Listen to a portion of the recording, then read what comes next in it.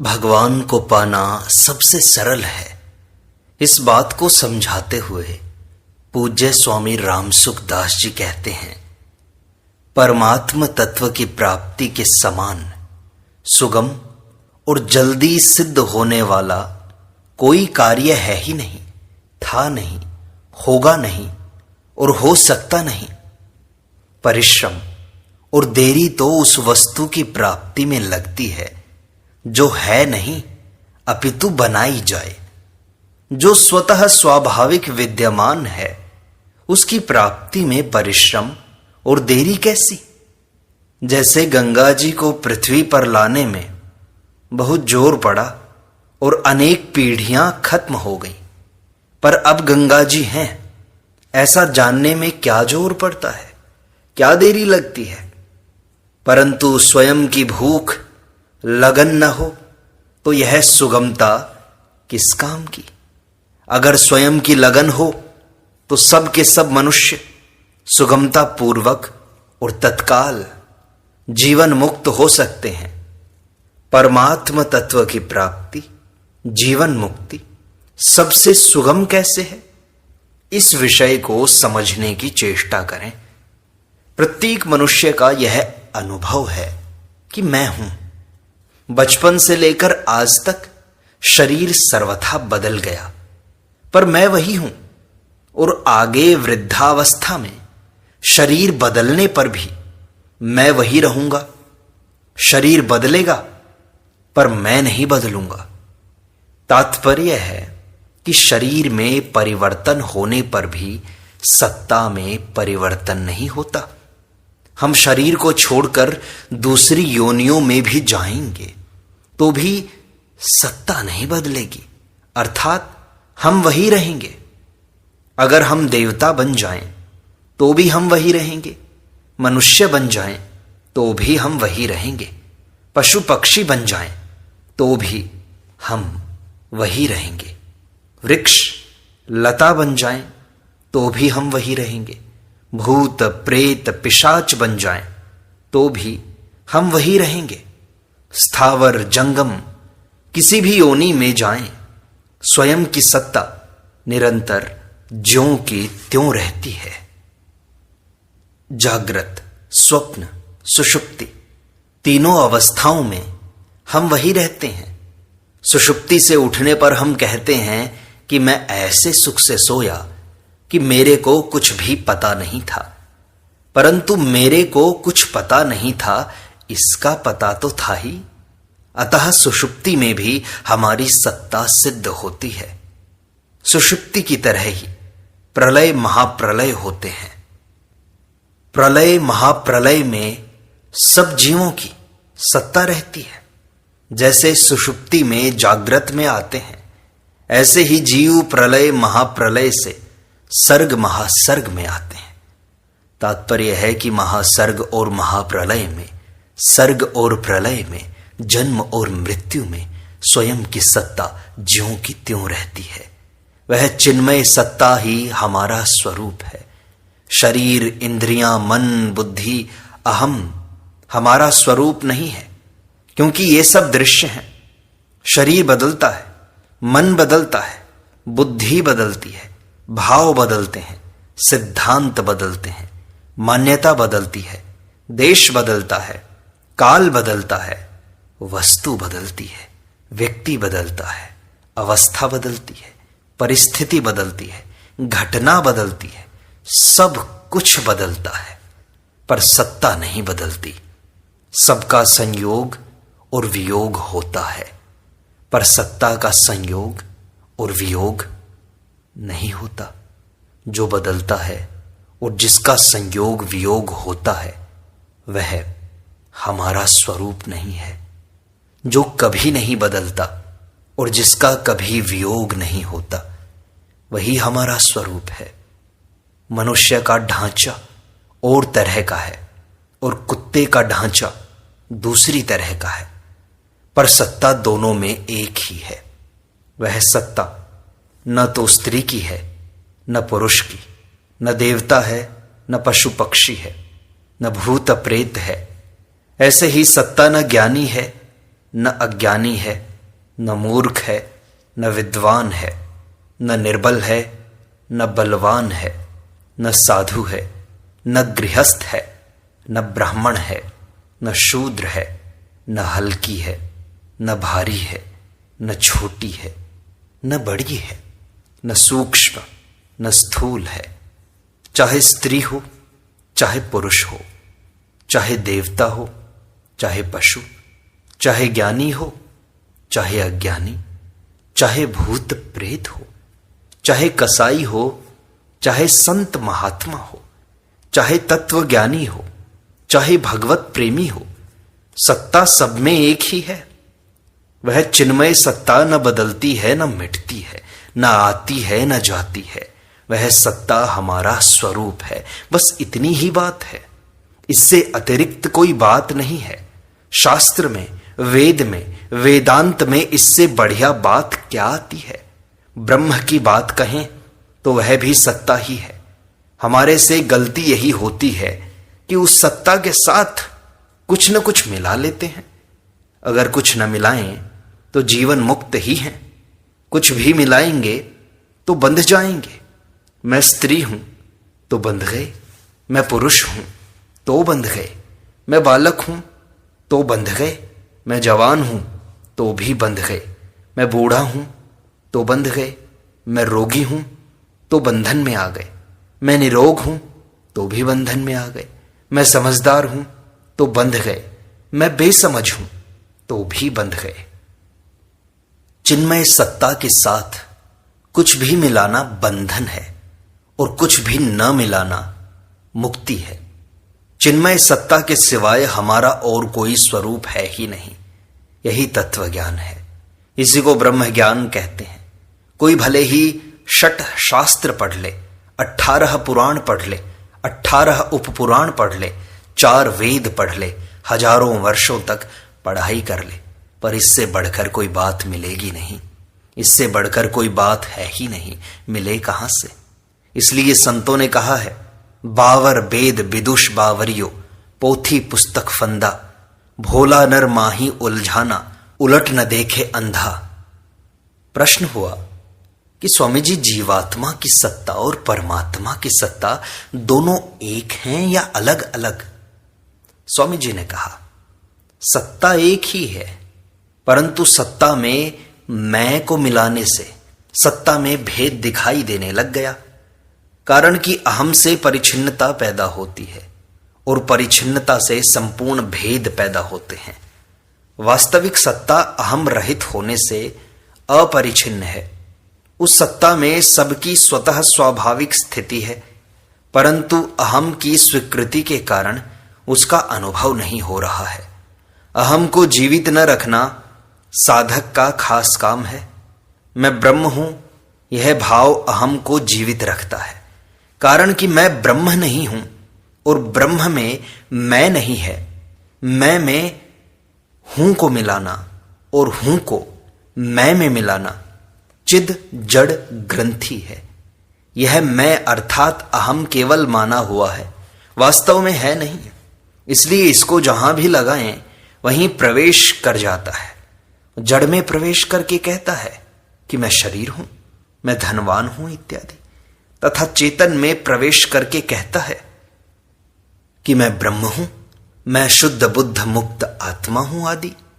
परंतु दोनों में अहम वही का वही है। मैं ब्रह्म हूं, यह अनात्मा, असत, जड़, उत्पत्ति, विनाशशील का तादात्म्य है। कारण कि अनात्मा के तादात्म्य के बिना, अनात्मा की सहायता के बिना केवल आत्म तत्व से परमात्मा का चिंतन, ध्यान, समाधि आदि हो ही नहीं सकते।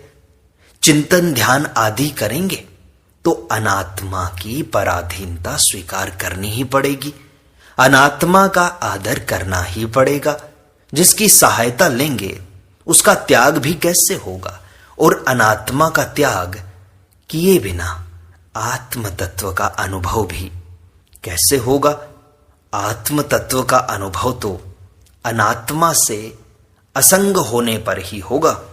जिसकी प्रतीति होती है वह शरीर भी हमारा स्वरूप नहीं है, और जिसका भान होता है वह अहम भी हमारा स्वरूप नहीं है। अहम को साथ में रखते हुए साधन करेंगे तो नई अवस्था की प्राप्ति तो हो सकती है, पर अवस्थातीत तत्व की प्राप्ति नहीं हो सकती। अवस्थातीत तत्व की प्राप्ति अहम का अभाव होने पर ही होती है। अहम के रहते हुए यह अभिमान तो हो सकता है कि मेरे को बोध हो गया, मैं ज्ञानी हो गया, मैं जीवन मुक्त हो गया, पर वास्तविक बोध, तत्व ज्ञान, जीवन मुक्ति अहम का अभाव होने पर ही होती है। तात्पर्य है कि सत्ता मात्र का ज्ञान सत्ता को ही होता है, मेरे को नहीं होता। सत्ता तो ज्ञान स्वरूप ही है और उस ज्ञान का कोई ज्ञाता नहीं है, क्योंकि जब ज्ञेय की सत्ता ही नहीं तो फिर ज्ञाता संज्ञा कैसे। जागृत और स्वप्न अवस्था में अहम का भाव दिखाई देता है और सुषुप्ति अवस्था में अहम का अभाव दिखाई देता है। अहम का भाव और अभाव दोनों को चेतन तत्व प्रकाशित करता है। जो भाव और अभाव को प्रकाशित करता है वह सत है, तथा जिसका भाव और अभाव होता है वह असत है। जैसे नेत्र प्रकाश और अंधकार दोनों को प्रकाशित करता है, ऐसे ही विवेक अहम के भाव और अभाव दोनों को प्रकाशित करता है। अहम का भाव मिटकर अभाव रह जाए, जड़ता मिटकर चेतन रह जाए तो विवेक बोध में परिणत हो जाता है। परमात्म तत्व की प्राप्ति भी सुगम है और अहम की निवृत्ति भी सुगम है, कारण कि परमात्म तत्व की नित्य प्राप्ति है और अहम की नित्य निवृत्ति है। अहम को मिटाने का प्रयत्न करने से अहम का विवेचन हो जाता है, पर अहम मिटता नहीं। परंतु सर्वत्र परिपूर्ण परमात्म सत्ता का अनुभव होने से अहम मिट जाता है। इसलिए गीता में भगवान ने कहा है, मया ततम मिदम सर्वम, यह सब संसार मेरे से व्याप्त है। तात्पर्य है कि संसार में सत्ता है रूप से एक सम, शांत, सदघन, चिदघन, आनंद घन परमात्म तत्व परिपूर्ण है, जिसका प्रतिक्षण अभाव हो रहा है। उस संसार की स्वतंत्र सत्ता है ही नहीं। अज्ञान के कारण संसार में जो सत्ता प्रतीत हो रही है वह भी परमात्म तत्व की सत्ता के कारण ही है। जासु सत्यता ते जड़ माया, भास सत्य इव मोह सहाया। भगवान कहते हैं, मनसा वचसा दृष्टया गृह्यते अन्यैरपीन्द्रियैः अहमेव न मत्तो अन्यत् इति बुद्ध्यध्वमंजसा। मन से, वाणी से, दृष्टि से तथा अन्य इंद्रियों से जो कुछ ग्रहण किया जाता है वह सब मैं ही हूं, अतः मेरे सिवाय दूसरा कुछ भी नहीं है। यह सिद्धांत आप विचार पूर्वक शीघ्र समझ लें, अर्थात स्वीकार कर लें। तात्पर्य है कि चिन्मय सत्ता रूप से केवल परमात्म तत्व ही ग्रहण में आ रहा है, कारण कि ग्रहण सत्ता का ही होता है। जिसकी सत्ता ही नहीं उसका ग्रहण कैसे होगा। जब सब में एक अविभक्त सत्ता ही परिपूर्ण है तो फिर उसमें मैं, तू, यह, वह, ये चार विभाग कैसे हो सकते हैं। अहमता और ममता कैसे हो सकती है, राग द्वेष कैसे हो सकते हैं। जिसकी सत्ता ही नहीं है उसको मिटाने का अभ्यास भी कैसे हो सकता है। भगवान कहते हैं, ना सतो विद्यते भावो ना अभावो विद्यते सतः। असत का भाव विद्यमान नहीं है और सत का अभाव विद्यमान नहीं है। तात्पर्य है कि असत की नित्य निवृत्ति है और सत की नित्य प्राप्ति है। नित्य निवृत्ति की निवृत्ति और नित्य प्राप्त की प्राप्ति में क्या कठिनता और क्या सुगमता, क्या करना और क्या न करना, क्या पाना और क्या खोना। सर्वत्र परिपूर्ण चिन्मय सत्ता में न देश है, न काल है, न वस्तु, न व्यक्ति, न अवस्था, न परिस्थिति, न घटना है। न उस सत्ता में आना जाना, जीना मरना, लेना देना, करना नहीं करना। न समाधि है, न व्युत्थान है, न बंधन है, न मोक्ष है, न भोग की इच्छा है, न मुमुक्षुता है, न बोलना है, न सुनना है, न पढ़ना है, न लिखना है, न प्रश्न है, न उत्तर है। उसमें न कोई लाभ है, न हानि है, न कोई बड़ा है, न कोई छोटा है, न कुछ बढ़िया है, न घटिया है। जब द्वैत नाम की कोई वस्तु ही नहीं है तो फिर उसमें क्या अच्छा और क्या बुरा, अच्छा बुरा, ठीक बेठीक, विधि निषेध, यह सब मनुष्य लोक की मर्यादा है। मर्यादा पर ठीक चलना मनुष्य का कर्तव्य है। मर्यादा पर ठीक चलने से विवेक का आदर होता है और विवेक के आदर से वह विवेक बोध में परिणत हो जाता है। बोध होने पर कुछ भी करना, जानना और पाना बाकी नहीं रहता, अर्थात मनुष्य कृतकृत्य, ज्ञात ज्ञातव्य और प्राप्त प्राप्तव्य हो जाता है। आज तक देव, राक्षस, पशु, पक्षी, मनुष्य आदि अनेक योनियों में जो भी कर्म किए हैं और उनका फल भोगा है, उनमें से कोई भी कर्म और फल भोग सत्ता तक नहीं पहुंचा।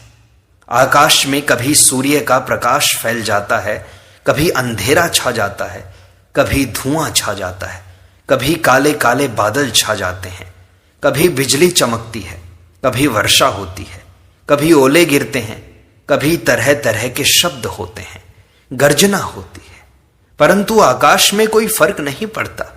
वह ज्यों का त्यों निर्लिप्त, निर्विकार रहता है।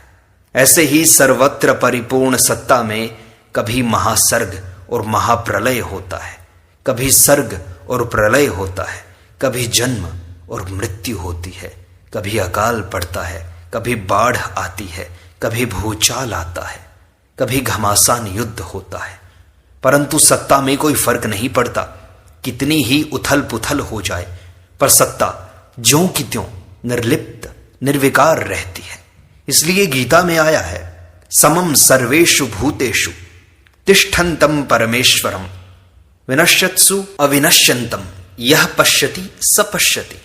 अर्थात जो नष्ट होते हुए संपूर्ण प्राणियों में परमात्मा को नाश रहित और सम रूप से स्थित देखता है, वही वास्तव में सही देखता है। इस प्रकार सत्ता मात्र में स्थिति का अनुभव करके चुप हो जाना चाहिए। चुप होने के लिए साधक 3 बातों पर विचार करे। पहली, मैं और मेरा कुछ नहीं है, क्योंकि स्वरूप सत्ता मात्र है और सत्ता मात्र के सिवाय दूसरा कुछ नहीं है। फिर मैं और मेरा कौन हुआ? दूसरी, मेरे को कुछ नहीं चाहिए, क्योंकि सत्ता में किंचित मात्र भी कोई कमी नहीं है। फिर वस्तु की इच्छा कैसे की जाए? तीसरी, अपने लिए कुछ नहीं करना है, क्योंकि जिन करणों से कर्म होते हैं वे करण भी प्रकृति में हैं और जो कर्म करने वाला है वह अहंकार भी प्रकृति में है। अतः स्वरूप में करने की योग्यता भी नहीं है और करने का दायित्व भी नहीं है। इस प्रकार विचार करके चुप हो जाए, सब ओर से विमुख होकर सत्ता मात्र में स्थिर हो जाए। यह चुप साधन है। न तो स्थूल शरीर की क्रिया हो, न सूक्ष्म शरीर का चिंतन हो और न कारण शरीर की सुषुप्ति हो, तब चुप साधन होता है। इसमें कोई क्रिया नहीं है, अपितु जिससे क्रिया प्रकाशित होती है उस अक्रिय तत्व में स्वतः सिद्ध स्थिति है। इसमें वृत्ति को लगाना या हटाना भी नहीं है, अपितु जिस ज्ञान के अंतर्गत वृत्ति दिखाई देती है उस ज्ञान में स्वतः सिद्ध स्थिति है। यह चुप साधन समाधि से भी ऊंची चीज है, क्योंकि इसमें बुद्धि और अहम से संबंध विच्छेद है। इसलिए समाधि में तो लय, विक्षेप, कषाय और रसास्वाद ये 4 दोष रहते हैं, पर चुप साधन में ये दोष नहीं रहते। चिन्मय सत्ता मात्र अक्रिय है और उसमें अनंत सामर्थ्य है। भक्ति योग, ज्ञान योग, कर्म योग, लय योग, हठ योग आदि जितने भी योग हैं वे सब इस अक्रिय तत्व से ही प्रकट होते हैं। यह अक्रिय तत्व संपूर्ण साधनों की भूमि है, अर्थात सभी साधन इसी से प्रकट होते हैं और इसी में लीन होते हैं। चुप साधन से अक्रिय तत्व में अपनी स्वतः स्वाभाविक तथा सहज स्थिति का अनुभव हो जाता है, अर्थात अहम मिट जाता है और सम, शांत, सद्घन चिद घन आनंद घन परमात्म तत्व शेष रह जाता है। संतों ने कहा है, ढूंढा सब जहान में, पाया पता तेरा नहीं। जब पता तेरा लगा तो अब पता मेरा नहीं। तात्पर्य है कि जो साधक अपने में मैं हूं इस प्रकार एक देशीय सत्ता का अनुभव करता था, वही मैं के मिटने पर अपरिछिन्न सत्ता का अनुभव कर लेता है, अर्थात हूं में ही है को पा लेता है। फिर हूं नहीं रहता, अपितु एकमात्र है ही रहता है। राग द्वेष हर्ष शोक कर्तृत्व भोक्तृत्व जड़ता परिचिन्नता आदि सब विकार अहम में रहते हैं। उस अहम को साधक ने अपने में स्वीकार किया है, इसलिए अहम को मिटाने के लिए अपने में परमात्म तत्व को स्वीकार करना अर्थात हूं में है को स्वीकार करना आवश्यक है। एक मार्मिक बात है कि हूं में है को मिलाने की अपेक्षा हूं को है में मिलाना बढ़िया है। मैं भगवान का ही हूं, अन्य किसी का नहीं हूं। इस प्रकार अपने आप को भगवान के अर्पित कर देना, भगवान की शरण में चले जाना ही हूं को है में मिलाना है। हूं में है को मिलाने से सूक्ष्म परिच्छिन्नता रह सकती है, क्योंकि हूं में अनादिकाल से परिच्छिन्नता के संस्कार पड़े हुए हैं। चाहे हूं को है में मिलाएं, चाहे है में हूं को, दोनों का परिणाम एक ही होगा, अर्थात हूं नहीं रहेगा, है रह जाएगा। जैसे कर्म योगी कर्म में अकर्म को तथा अकर्म में कर्म को देखता है, अतः परिणाम में कर्म नहीं रहता, अकर्म रह जाता है। ज्ञान योगी संपूर्ण प्राणियों में आत्मा को तथा आत्मा में संपूर्ण प्राणियों को देखता है, अतः परिणाम में प्राणी नहीं रहते, आत्मा रह जाती है। भक्ति योगी सब में भगवान को और भगवान में सबको देखता है। यो माम पश्यति सर्वत्र सर्वम च मयि पश्यति, अतः परिणाम में सब नहीं रहते, भगवान रह जाते हैं। अकर्म आत्मा और भगवान तीनों तत्व से एक ही है। इस प्रकार सत्संग का यह भाग संपूर्णता को प्राप्त होता है। शेष अगले अंक में।